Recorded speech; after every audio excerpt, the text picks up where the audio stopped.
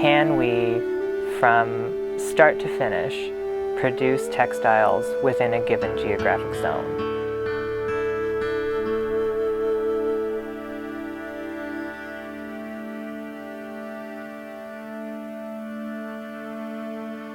The supply chain for that kind of work, it used to exist here.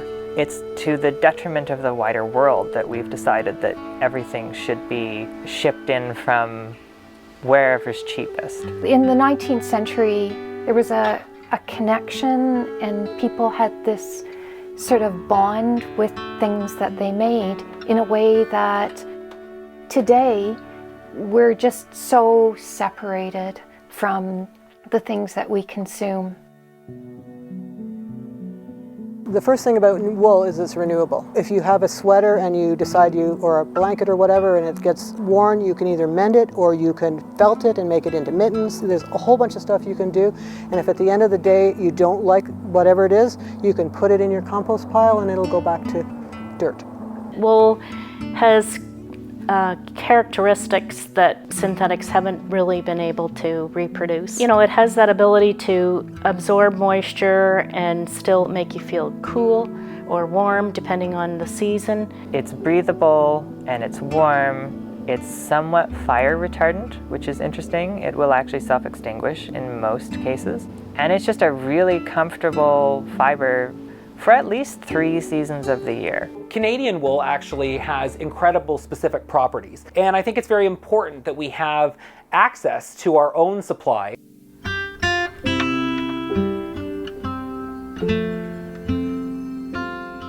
When I first got sheep, I got Rambouillets, which is like a French merino, so it's very, very fine wool. The problem was at the time in 1988, there were no mills in Canada, basically, that could handle the really fine fiber, and they just wrecked it. So I started to look at a way of getting a slightly longer staple and a slightly less fine, like a medium fine, fiber that some of the industrial mills in Ontario could handle. And so that led me down the road of using 3 purebreds to basically develop traits that I was going to select for. I wanted to have a length so it was easy to spin. I wanted to have it fine so when I wore it against my skin it wasn't scratchy.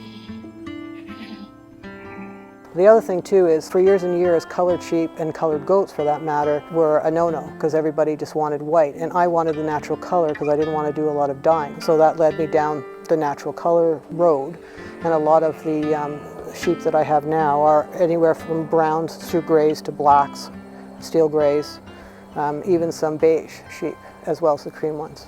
It was in 2006 we built the building and then opened up the mill and basically pieced together the equipment. The fiber gets shorn off of an animal and then it's skirted, which is removing any areas that are, you know, urine stained or really heavy vegetation. And then it gets rinsed. We put it out on a mesh rack overnight and let it dry to 10% moisture, which should feel cool but not wet to touch.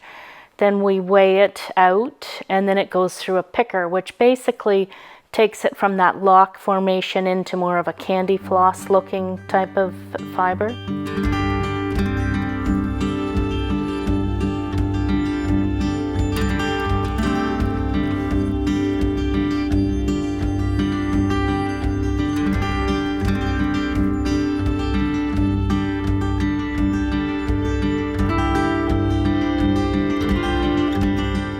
Once you've finished spinning the fiber, the next day we ply it. Once those bobbins are filled, then we take and skein it off into a skein, whatever yardage the customer's wanting. I started off as a student at OCAD and I was studying sculpture. Once I was finished OCAD, I realized there's nowhere to do that stuff. And I started thinking, okay, what am I interested in that has sort of a lower cost of entry? You know, you don't need like an entire metal shop or a foundry. And I decided to start doing dyeing. So I sort of specialize in custom natural dyed work. So a lot of what I do is at least referencing, if not recreating, historic textiles. Material comes in and I'll clean it is the first step. And once it's clean, You mix up your vat of dye, and that can vary widely depending on whether you're talking about a synthetic dye or a natural dye or what color.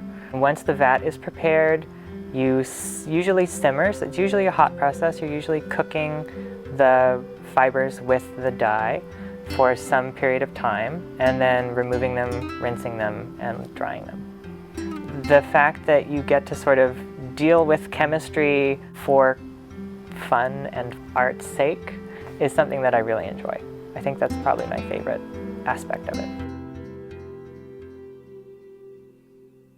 The thing that I specialize in as a weaver is working with locally sourced and processed fiber. I do a lot of yardage for garments, starting with a designer that I worked with in 2015 who was instrumental in introducing me to locally sourced fiber. So before we set up the loom, I have to get all of these threads organized, and then it comes to the loom and it gets beamed on. Every thread has to be brought through the heddle, and it has to be brought through in a pattern. So whatever your pattern is, you're following a pattern. So the threads are coming through the reed, and this is what gives you your threads per inch count. And then finally it gets tied on, and then after that you're ready to start weaving. The 100-mile jacket was such an amazing project. It was a very cool project to be involved in, and it was a really interesting one because it's the largest project that I've actually done. How can we create a beautiful, luxurious fabric using only resources within 100 miles of the city of Toronto? We know where their wool came from, we know where it was dyed, where it was spun. This was just such a great way to bring that to life. So I've woven it, but then it's like an honor for the likes of Smythe to put it into a garment that is so fashionable, and that's at Holt Renfrew. It's a bit of a, pinching myself that did this happen. This movement of farm to fashion came to life through this blazer, which is amazing, and the end result is also beautiful. It's really showing the detractors who think that the time for the wool industry has passed in Canada, that there is a place for Canadian wool, and that there's a real demand. It's so important to protect these traditional ways of producing fabric. If there aren't people carrying forward these skills, we will lose them. We're too efficient these days. We make things too fast, too cheaply, nobody cares. Yes, be efficient and smart in how you do things, but things should take time and people should appreciate them.